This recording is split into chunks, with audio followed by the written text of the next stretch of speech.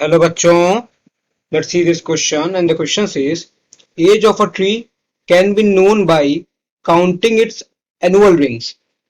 So पहले हम लोग इसका की कंसेप्ट देखते हैं। इसका की कंसेप्ट है एनुअल रिंग्स। इसका की कंसेप्ट है एनुअल रिंग्स। Annual rings. अब ये एनुअल रिंग्स क्या होती हैं और ये बनती कैसे हैं, इस पे ध्यान देते हैं। तो एनुअल रिंग्स बनती हैं due to unequal activity of vascular cambium. ये बनती हैं formed due to formed due to unequal activity of vascular cambium। vascular cambium। अच्छा, अनएक्टिविटी ऑफ वैस्कुलर कैम्बियम से बनती है, ठीक है। तो अब ये हम लोग एनुअल रिंग किसको बोल सकते हैं, तो ये देखते हैं। तो इसके पहले हम लोग देखते हैं दो टाइप की वुड होती है। एक होती है लेट वुड और एक होती है अर्ली वुड।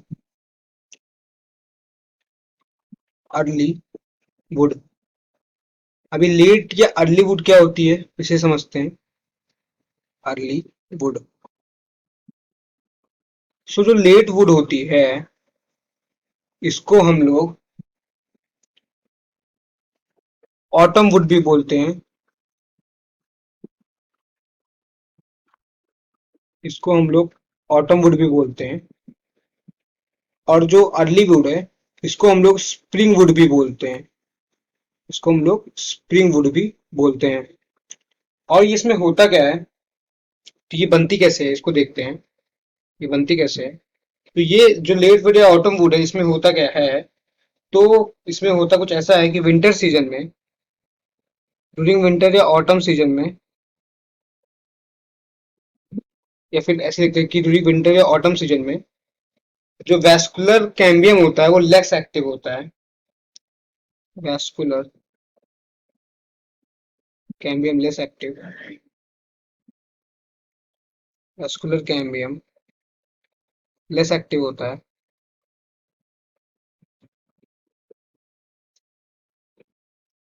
और अगर वैस्कुलर कैम्बियम लेस एक्टिव है तो उससे क्या होगा, तो अगर वैस्कुलर कैम्बियम लेस एक्टिव है तो उससे होगा कि जाइलम एलिमेंट है वो कम बनेगा।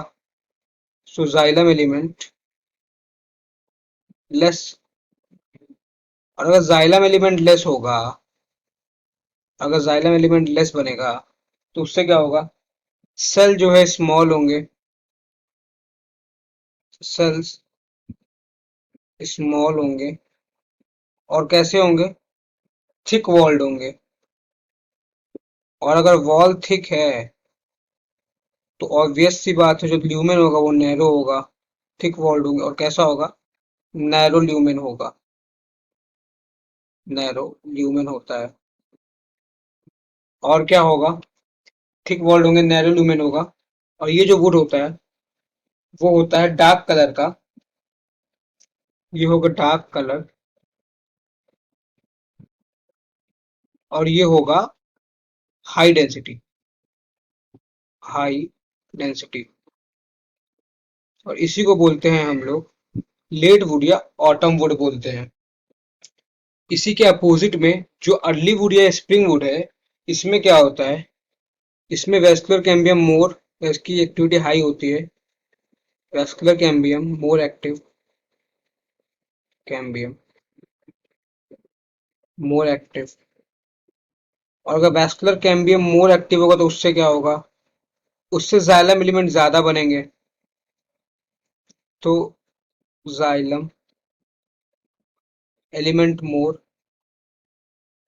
और जाइलम एलिमेंट अगर ज्यादा बनेंगे तो इससे क्या होगा, और अगर जाइलम एलिमेंट ज्यादा बनेंगे तो इससे जो सेल होगा वो पहली बात तो लार्ज साइज का होगा। और क्या होगा, सेल लार्ज साइज का होगा, थिन वॉल्ड होगा।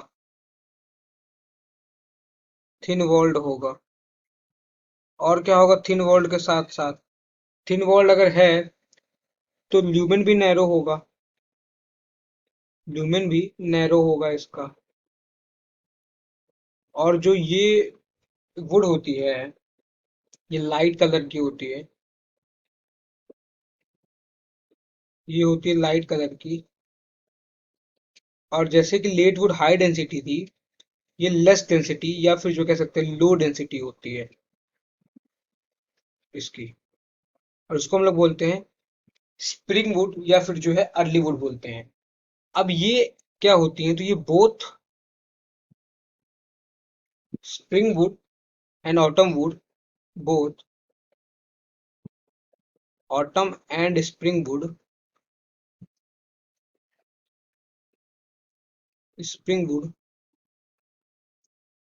ये मिल के बनाती हैं या फिर ये होती हैं in the form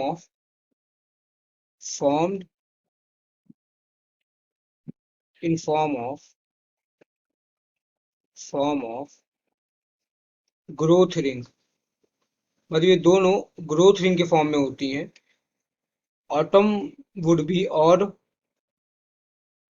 spring would भी, दोनों जो है ग्रोथ रिंग के फॉर्म में होती हैं। और दो ग्रोथ रिंग मिल के बनाती है, दो ग्रोथ रिंग मिल के बनाती है one annual ring, one annual ring. और एनुअल रिंग के नंबर को ही काउंट करके हम लोग ट्री की एज बता सकते हैं। इसको ही काउंट करके हम लोग ट्री की एज बता सकते हैं। सो क्या है ये? By counting by counting this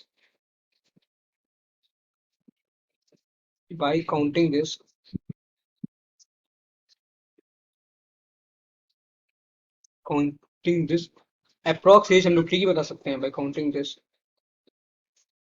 approximate approx age of tree can be known. और इस प्रोसेस को कहते हैं डेंड्रोक्रोनोलॉजी, कैन बी नोन। और इस प्रोसेस को बोलते हैं डेंड्रोक्रोनोलॉजी।